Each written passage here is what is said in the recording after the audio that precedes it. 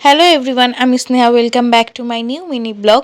তো সাডেন সন্ধেবেলায় প্ল্যান করলাম আমরা সবাই যে আজকে রাত্রিরে ডিনারে বিরিয়ানি খাবো। তো যেমন কথা সেরকম কাজ। তো আমি আর বাবা বেরিয়ে পড়েছিলাম বিরিয়ানি কিনতে।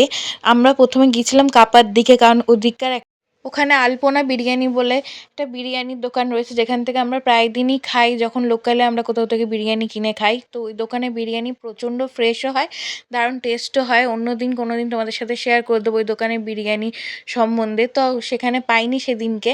তো আমি আর বাবা সেই জন্য আমাদের কাঁচরাপাড়া এখানে লোকনাথ বিরিয়ানিতে গেছিলাম বিরিয়ানি কিনে আনতে। তো কিনে আনার পর যখন রাত্রিবেলা বিরিয়ানিটা খেলাম, সত্যি কথা বলতে একদম ভালো লাগেনি। মানে যেরকম কোয়ান্টিটি ওদের কম, তার থেকেও বড় কথা টেস্টও খুবই খারাপ। মানে চিকেনটা কীরকম বাসি বাসি খেতে লাগছিলো, একদমই ভালো লাগেনি।